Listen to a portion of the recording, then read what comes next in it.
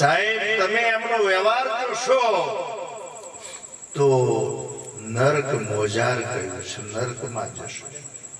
કોઈ દિવસ સદગુરુના અવગુણ અથવા તો એની કોઈ પણ કદી ટીકા નિંદા કરવાનો પ્રયત્ન ના કરો. એમનો વ્યવહાર ના દેખાય.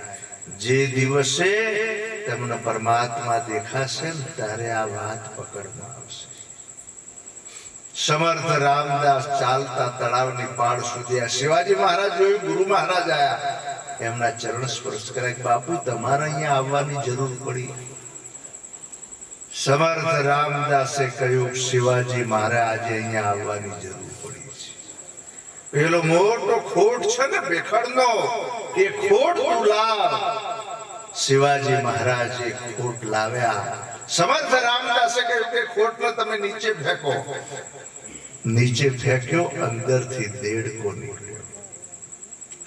સમર્થ રામદાસે કહ્યું શિવાજી આ દેડકાનું ભરણ પોષણ કોણ કરે છે? શિવાજી મહારાજનો અહમ ઓગળી ગયો. સાહેબ એમનું અભિમાન ઓગળી ગયું. આજે ભરણ પોષણ કરવા વાળો કોઈ જુદો છે. પોષણ દુનિયાનું કરનારો મારું શું જમનારો. સાહેબ એટલી બધી અઘાટ બાબત છે. આ સૃષ્ટિના સર્જનહારને તમે ઓળખી લો. આજે ઘણી વખત એવું થઈ જાય છે કે હું કરું છું, પણ સદગુરુ સિવાય, પરમાત્મા સિવાય પાદડું પણ હલી શકે એવું. જો આજે સદગુરુ પરમાત્માની જો કૃપા ના હોત તો આજે આ મંડપ ના હોત, આપણું મિલન ના થયું હોત. આજે આટલા બધા દૂરથી અંતરથી પણ આપણે સમયસર મળીએ છીએ ને, એ પણ સદગુરુની કૃપા છે. એટલે સદગુરુ મહારાજનો ગુણ કોઈ દિવસ ભૂલવાનો. ગુણ ગવાય છે, ગુણ પૂજાય છે. આપણે આ પૂજન કરીએ છીએ બાપુનું, એ કોથળાનું પૂજન કરતા નથી, શરીરનું નથી કરતા, પણ ગુણ પૂજાય છે. તમે આજે આટલા દૂરથી ઠેઠ તમે કહો શ્રીનાથજી જોડેથી આયા, ઠેઠ શ્રીનાથ પાસેથી અહીંયા આયા, એ ખરેખર કોણ લાવ્યું? આ 3.5 મણના કોથળાનું હોય, કોણ લાવ્યું? એ ગુણ જો બાપુનો ના હોત તો એ અહીંયા આવી શક્યા હોત? એ સાહેબ આ ગુણ લાવ્યું. આ પરિવારનું એવું ભીતરના ભાવથી આમંત્રણ, અને આમંત્રણ દ્વારા તમે જો ગમે તેવા રસ્તા હોય તો પણ આપણે આટલા દૂરથી પણ આવી ગયા છીએ. ન કે આવા પહાડોની વચ્ચે આવવું એટલે જય ગુરુ મહારાજ. અમે ગાડીમાં આવતા હતા એટલે વિચાર કર્યો કે આ જાલિમ છે ને આ બધા જે કઈ આ એના ભક્તો બધા ઠેડ આપણી બાજુ ઠેડ ભજનમાં આવે છે, એમનો ધન્યવાદ તો કહેવાય. જય ગુરુ મહારાજ. કારણ કે કાયમી ભજનમાં આવું કારણ છે. હા, આપણે તો એક વખત આયા ને એમાં શેડા ફરી ગયા છે. અને આ પરિવાર અહીંના ભક્તો આપણી બાજુ તમે જ્યારે બોલાવો ત્યારે ફરી એકવાર તાળીથી વધાવો છો. ગરીબદાસ મહારાજનું આજે ભજન, એના શબ્દો આપણા ઓળમાં ઉતારશું. મહાન સંતની વાણી છે, જે ખરેખર આપણો 7 તારીખથી કાર્યક્રમ શરૂ થયો છે. પૂજનીય કંબોલથી કાર્યક્રમ શરૂ થયો. આજે 15 તારીખે બધા કાર્યક્રમોનો લાભ લીધો છે. જેમણે પણ કાર્યક્રમો રાખ્યા એમને પણ તાળીથી વધાવો. અને આવું ને આવું રાખતા રહેજો. જય ગુરુ કરતા રહેજો. કારણ કે તો આ માહોલ બનતો રહેશે સત્સંગનો. અને ખરેખર તમારી શક્તિ પ્રમાણેનું ભજન તમે રાખો. શક્તિ એટલી ભક્તિ, પણ આવા કાર્યક્રમમાં વાપરવાથી કોઈ દાડ ખૂટતું. આજે ગુજરાતમાં એવા મોટા મેળાવડાઓ તમે જુઓ સાહેબ કે જેમાં 10-10 હજારની સંખ્યા હોય. સ્ટેજ ઉપર 500 થી 600 આચાર્ય મહાપુરુષો સંતો હોય. અને એવું નહીં એકવાર દર સાલ કાર્યક્રમો અને મંડળ સમસ્ત નહીં એક જ વ્યક્તિનો ખર્ચ હોય છતાં પણ એ કોઈ દાડ ભિખારી બન્યા એમને વધતું જ જાય છે વધતું જ જાય છે. એક વખતે આવા કાર્યક્રમો ખાસ ગુજરાતના કાર્યક્રમો પણ એક વખત માણવા જેવા છે. લીંબોઈનો કાર્યક્રમ પણ હમણાં ભવ્ય થઈ ગયો. કેટલા જણ આવ્યા હતા લીંબોઈના કાર્યક્રમમાં? હાથ ઊંચા કરજો. બાપુ તો આયા હતા. જય ગુરુ. આવો જયારે કાર્યક્રમ હોય ને ત્યારે એમાં આપણે લાખ કામ મૂકીને પણ આપણે ખરેખર લાભ લેવો. ને કે એક સંતે બહુ સરસ વાત કરી છે, તમે આવો તો 100 સલામ, જાઓ તો 1000 સલામ, અને કદી ના આવો તો લાખ સલામ. જય ગુરુ મહારાજ. તો પેલા કે આ સંતનું ફરી તો નથી ગયું, આવું કેમ કહી છે? એટલે એમણે સરસ ઉલ્લેખ કર્યો કે આ જગતમાં તમે હવે આવી ગયા છો તો 100 સલામ, જાઓ તો 1000 સલામ, હવે કદી ના આવો તો લાખ સલામ. કારણ કે હવે મોક્ષની આપણે પ્રાપ્તિ કરવાની છે. હવે વારે વારે આવા અવતારો લેવા. ગરીબદાસ મહારાજનું ભજન બધા ભાવથી બોલજો. એકવાર જય બોલો ગુરુ નિરાત મહારાજ. આમ ભાષા સમજાય છે કે નહીં? બોલો તો ખરા.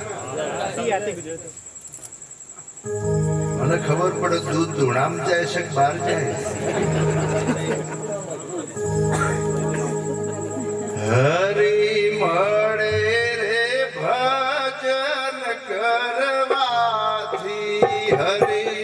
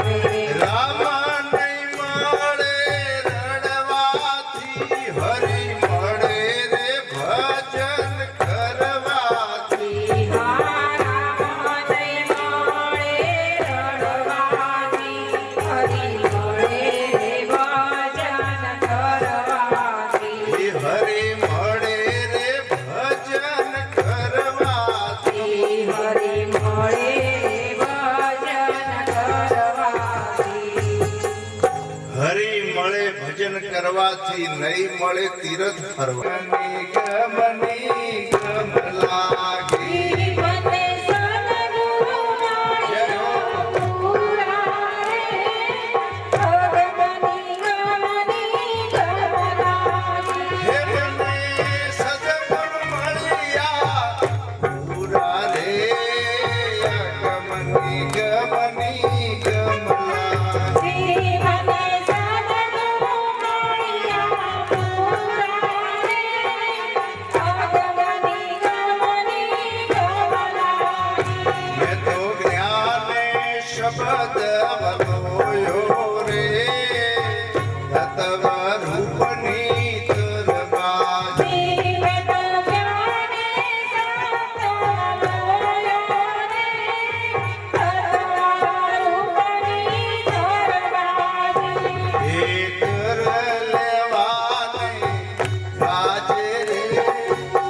વિવેક કરીને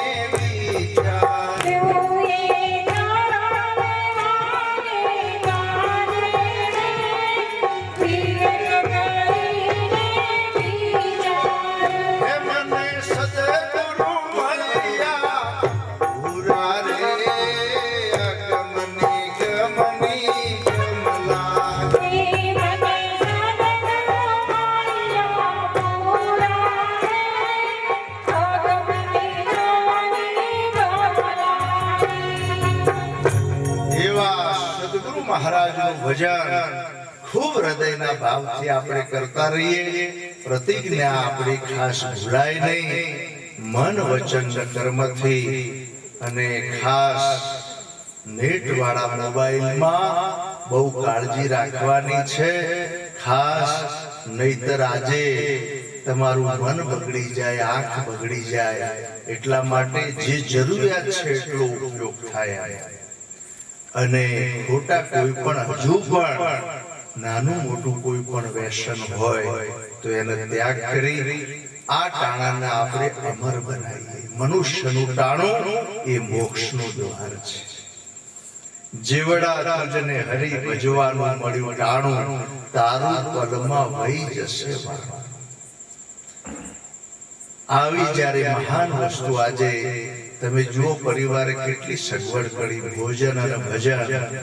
આ આખો મંડપ લગાવવાનું કારણ શું હતું કે કદાચ ઢોલ જેવું થાય તો વરસાદ કદાચ આવી જાય, પણ આપણા માટે આ સગવડ કરી છે. એકવાર તાળીથી વધાવો છે.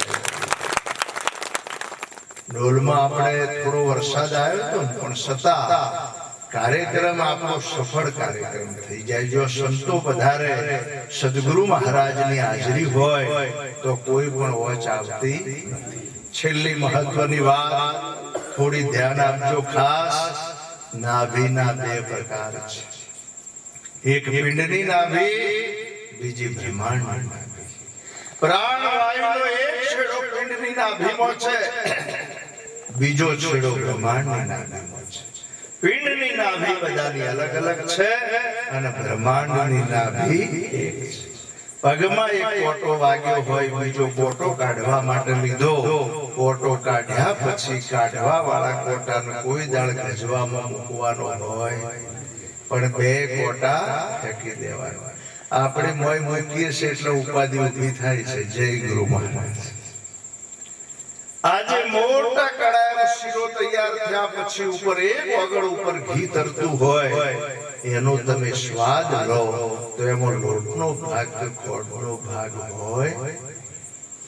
આ જ્ઞાનની પરાકાષ્ઠા છે. આજે નિરાત મહારાજનું જ્ઞાન આપણા જીવનમાં નિરાત પ્રાપ્ત કરી.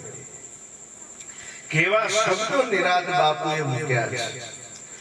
રામ નામ તું રાખ હૃદયમાં, કાઢ કલ્પના કાચી.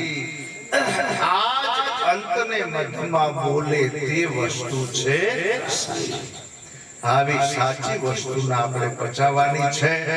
પૂજનીય સરદારસિંહજી બાપુનો આપણે સતત લાભ લેતા રહીએ.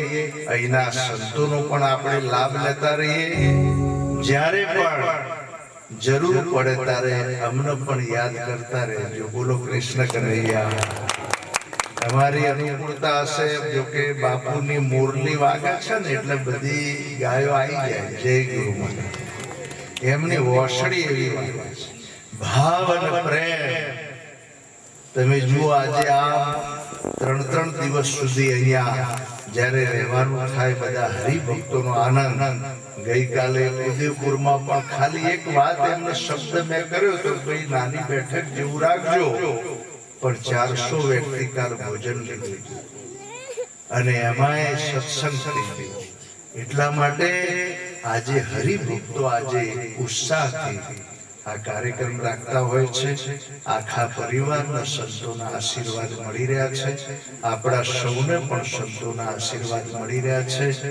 મહેસાણા આશ્રમનું જગ્યા એ પણ આપણા સૌનું સ્થાન છે. એટલે બધા લાભ લેતા રહેજો. ગુરુની કૃપાથી દર પૂનમ સોજે કેલેન્ડરમાં જે પૂનમ હોય છે, પૂનમ પ્રમાણે દર પૂનમે સોજે ભજન, ભોજન અને ભજન આવા પૂજનીય સંતોના આશીર્વાદથી ઉજવાય છે. આ બધા લાભ લેતા રહેજો. બાપુ દ્વારા આ વિસ્તારના વિશેષ મને પણ દર્શન થયા. એમના પણ કૃપા દ્રષ્ટિ આપણા સૌ ઉપર બની રહે. બધા હાથ ઊંચા કરી જય બોલો. બરાબર હાથ ઊંચા કરજો. કોઈ રોગનો પ્રવેશ ના થાય આપણા વિસ્તારમાં. સદગુરુ મહારાજની, પૂજ્ય સરદારસિંહજી બાપુનો નમઃ. પાર્વતી પતે હર હર મહાદેવ. ભજન